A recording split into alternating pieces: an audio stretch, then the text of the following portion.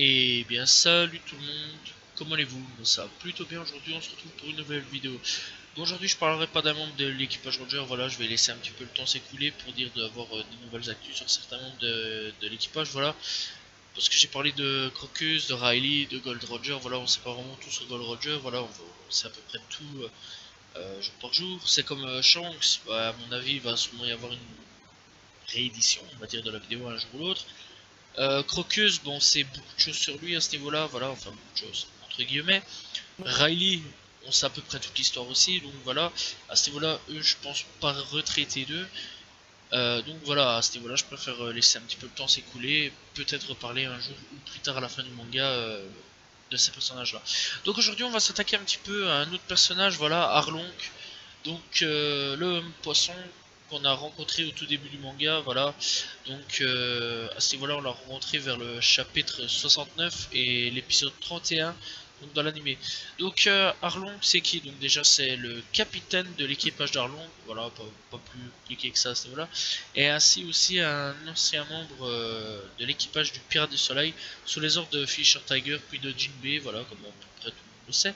Voilà, à savoir que ce mec, c'est un gros fils de pute, parce qu'il a tué des gens. Voilà, il a tué Belle-Mère, la mère adoptive de Nami, et Nojiko sous les yeux, sur les yeux, voilà. Et le grand frère de Shirley, voilà, et c'est le principal antagoniste de l'arc Arlong. Donc à savoir quand même que ce mec, il déteste et il hait profondément les humains. Voilà, c'est un truc de fou, il aime absolument pas les humains. Il se considère supérieur à ces derniers, voilà, et c'est en partie pourquoi il a pris le contrôle du village de Kokoyashi et en vue de constituer un empire, et c'est d'ailleurs montré particulièrement violent et cruel envers les villageois, et n'hésite pas non plus à pactiser avec l'ennemi pour parvenir à ses fins, comme avec le colonel Nezumi, voilà, tout simplement. Donc il pactise avec la marine, voilà, donc à ce niveau-là, il était intouchable jusqu'à ce que Luffy le batte. Voilà, à ce moment-là, ils ont pu l'arrêter. Cependant, Arlong a aussi également une part un petit peu d'humanité, malgré sa haine contre la race humaine, il finit par accepter la présence de Koala sur le navire de Fisher Tiger, et enfin savoir qu'il voulait rêver de pouvoir aller à Sabondi Park, dont il s'inspira fortement pour construire Arlong Park. Il tenait également Fisher Tiger de très haut estimé et estime, en très haute estime, excusez-moi. Et il appréciait beaucoup en l'appelant même Aniki, donc mon frère, voilà. Tout simplement, donc l'histoire de Arlong et sa haine envers les humains, c'est simple en fait. C'est parce que il a vu l'atrocité des humains envers les hommes poissons, voilà, et tout ce qui se passait, voilà. Donc à ce moment-là, il a pété un câble et il est devenu vraiment haineux contre les humains, voilà, clairement. Après aussi la mort de Fisher Tiger aussi l'a chopé une haine envers les humains, bref, donc voilà, tout des trucs ainsi, voilà, il est vraiment devenu haineux à mort. Et d'ailleurs il est devenu haineux aussi contre Jinbei, bref, un gros bordel. Son équipage, voilà, c'est vraiment un équipage d'hommes poissons vraiment haineux contre les, les humains, voilà, tout simplement. Et il décide un jour de s'installer donc sur l'île de Nami, et décide de faire régner tout simplement la loi.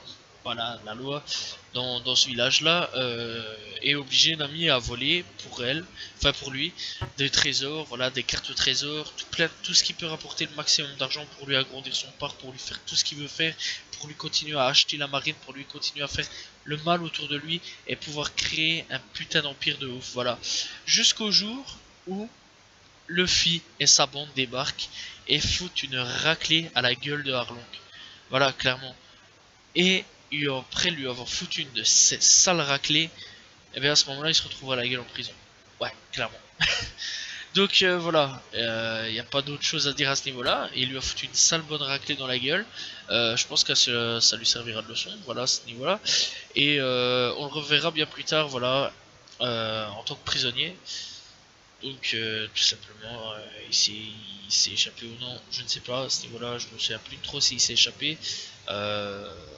Voilà, parce qu'à ce niveau-là, je me souviens absolument plus s'il s'est échappé. Mis à part qu'on le revoit, et donc à ce niveau-là, ça m'a fait plaisir parce que je l'aimais bien comme personnage comme ennemi, voilà.